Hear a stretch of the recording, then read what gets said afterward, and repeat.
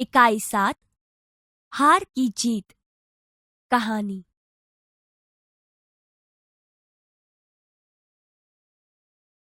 माँ को अपने बेटे और किसान को अपने लहलहाते खेत देखकर जो आनंद आता है, वही आनंद बाबा भारती को अपना घोड़ा देखकर आता था।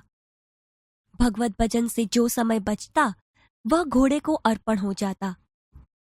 वह घोड़ा बहुत ही सुंदर और बलवान था। इसके जोड़ का घोड़ा सारे इलाके में न था। बाबा भारती उसे सुल्तान कहकर पुकारते, अपने हाथ से खरहरा करते, खुद दाना खिलाते और देख देख कर प्रसन्न होते थे। उन्होंने रुपया, माल असबाब, जमीन आदि अपना सब कुछ छोड़ दिया था, यहाँ तक कि उन्हें नगर के जीवन से भी घृणा थी। अब गांव के बाहर एक छोटे से मंदिर में रहते और भगवान का भजन करते थे। मैं सुल्तान के बिना नहीं रह सकूंगा, उन्हें ऐसा लगने लगा था। वे उसकी चाल पर लट्टू थे। कहते, ऐसे चलता है जैसे मोर घटा को देखकर नाच रहा हो। जब तक संध्या के समय सुल्तान पर चढ़कर 8-10 मील का चक्कर न लगा लेते, उन्हें चैन न आता। खड़क सिंह उस इलाके का कुख्यात डाकू था। लोग उसका नाम सुनकर कांपते थे। होते होते सुल्तान की कीर्ति उसके कानों तक भी पहुंची। उसका हृदय उसे देखने के लिए अधीर हो उठा। वह एक दिन दोपहर के समय बाबा भारती के पास पहुंचा और नमस्कार करके बैठ गया। बाबा भारती ने पूछा, खड़क सिंह, क्या हाल है? खड़क सिंह ने सिर झुकाकर उत्तर दिया, आपकी दया है। कहो, इधर कैसे आ गए? सुल्तान की चाह खींच लाई। विचित्र जानवर है, देखोगे तो प्रसन्न हो जाओगे। मैंने भी बड़ी प्रशंसा सुनी है। उसकी चाल तुम्हारा मन मोह लेगी। कहते हैं देखने में भी बड़ा सुंदर है। क्या कहना, जो उसे एक बार देख लेता है, उसके हृदय पर उसकी छवि अंकित हो जाती है। बहुत दिनों से अभिलाषा थी, आज उपस्थित हो सका हूं। बाबा भारती और खड़क सिंह अस्तबल में पहुंचे। बाबा ने घोड़ा दिखाया घमंड से। खड़क सिंह ने घोड़ा देखा आश्चर्य से। उसने सहस्त्रों घोड़े देखे थे, परंतु ऐसा बांका घोड़ा उसकी आंखों से कभी न गुजरा था। सोचने लगा, भाग्य की बात है, ऐसा घोड़ा खड़क सिंह के पास होना चाहिए था। इस साधु को ऐसी चीजों से क्या लाभ? कुछ देर तक आश्चर्य से खड़ा रहा। इसके पश्चात उसके हृदय में हलचल होने लगी। बालकों की सी अधीरता से बोला, परंतु बाबाजी, इसकी चाल न देखी तो क्या?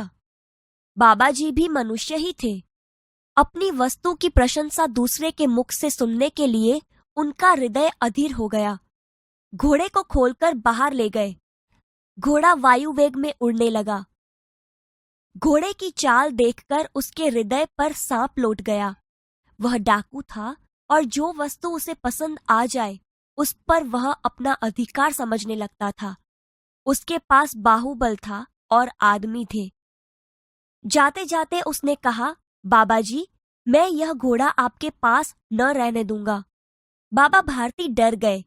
अब उन्हें रात को नींद न आती। सारी रात अस्तबल की रखवाली में कटने लगी। प्रतिक्षण खड़क सिंह का डर लगा रहता था, परंतु कई महीने बीत गए और वह न आया। यहाँ तक कि बाबा भारती कुछ असावधान हो गए।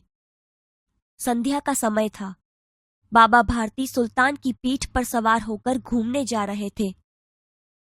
इस समय उनकी आंखों में चमक थी, मुख पर प्रसन्नता। कभी घोड़े के शरीर को देखते, कभी उसके रंग को, और वह मन में फूले न समाते थे। सहसा एक ओर से आवाज आई, ओ बाबा, इस कंगले की सुनते जाना। आवाज में करुणा थी। बाबा ने घोड़े को रोक लिया। देखा, एक अपाहिज वृक्ष की छाया में पड़ा कराह रहा है। बोले, क्यों, तुम्हें क्या कष्ट है? अपाहिज ने हाथ जोड़कर कहा, बाबा, मैं दुखियारा हूं, मुझ पर दया करो। रामावाला यहाँ से 3 मील है। मुझे वहीं जाना है। घोड़े पर चढ़ा लो, परमात्मा भला करेगा। वहां तुम्हारा कौन है? दुर्गा दत्त वैद्य का नाम सुना होगा। उनका सौतेला भाई हूँ। बाबा भारती ने घोड़े से उतरकर अपाहिज को घोड़े पर बैठा लिया और स्वयं उसकी लगाम पकड़कर धीरे धीरे चलने लगे। सहसा उन्हें एक झटका सा लगा और लगाम हाथ से छूट गई। उनके आश्चर्य का ठिकाना न रहा जब उन्होंने देखा कि अपाहिज घोड़े की पीठ पर तनकर बैठा है और घोड़े को दौड़ाए लिए जा रहा है। उनके मुख से भय, विस्मय और निराशा से मिली हुई चीख निकल गई। वह अपाहिज डाकू खड़क सिंह था। बाबा भारती कुछ देर तक तो चुप रहे। इसके पश्चात कुछ निश्चय कर पूरे बल से चिल्लाकर बोले, जरा ठहर जाओ। खड़क सिंह ने आवाज सुनकर घोड़ा रोक लिया। उसकी गर्दन पर प्यार से हाथ फेरते हुए कहा, बाबा जी, यह घोड़ा अब न दूंगा, मगर एक बात सुनते जाओ। खड़क सिंह ठहर गया। बाबा भारती ने निकट जाकर उसकी ओर ऐसी आंखों से देखा जैसे बकरा कसाई की ओर देखता है। फिर कहा, यह घोड़ा तुम्हारा हो चुका। मैं तुमसे इसे वापस करने के लिए नहीं कहूंगा, परंतु खड़क सिंह, केवल एक प्रार्थना करता हूं, उसे अस्वीकार न करना, नहीं तो मेरा दिल टूट जाएगा। बाबा जी, आज्ञा कीजिए, मैं आपका दास हूं, केवल यह घोड़ा न दूंगा। अब घोड़े का नाम न लो, मैं तुमसे इसके विषय में कुछ न कहूंगा। मेरी प्रार्थना केवल यह है कि इस घटना को किसी के सामने प्रकट न करना। खड़क सिंह का मुंह आश्चर्य से खुला रह गया। उसका विचार था कि उसे घोड़े को लेकर यहाँ से भागना पड़ेगा, परंतु बाबा भारती ने स्वयं उससे कहा, इस घटना को किसी के सामने प्रकट न करना। इससे क्या प्रयोजन सिद्ध हो सकता है? खड़क सिंह ने बहुत सोचा, बहुत सिर मारा, परंतु कुछ समझ न सका। हार कर उसने अपनी आंखें बाबा भारती के चेहरे पर गड़ा दी और पूछा, बाबा जी, इसमें आपको क्या डर है? सुनकर बाबा भारती ने उत्तर दिया, लोगों को अगर इस घटना का पता लग गया तो वे किसी गरीब का विश्वास न करेंगे।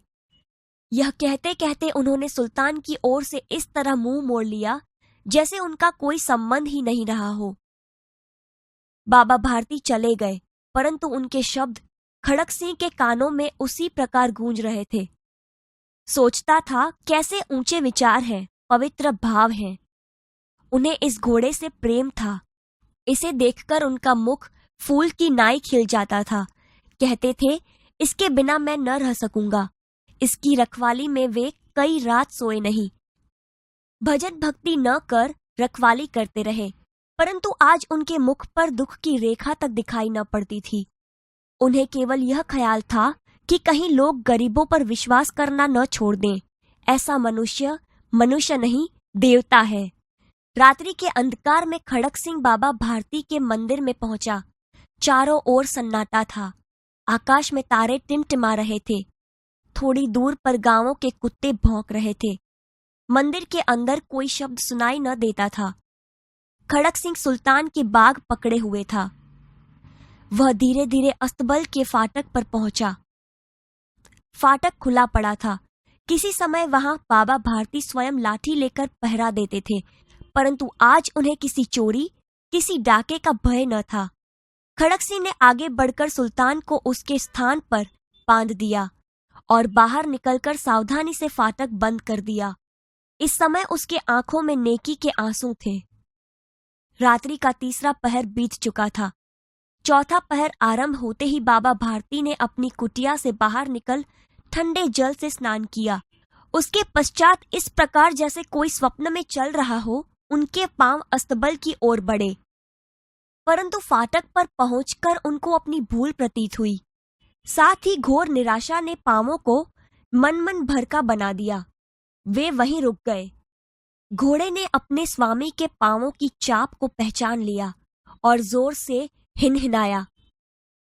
अब बाबा भारती आश्चर्य और प्रसन्नता से दौड़ते हुए अंदर घुसे और अपने प्यारे घोड़े को गले से लिपटकर इस प्रकार रोने लगे, मानो कोई पिता बहुत दिन के बिछुड़े हुए पुत्र से मिल रहा हो। बार बार उसकी पीठ पर हाथ फेरते, बार बार उसके मुंह पर थिपकियां देते। फिर वे संतोष से बोले, अब कोई गरीबों की सहायता से मुंह नहीं मोड़ेगा।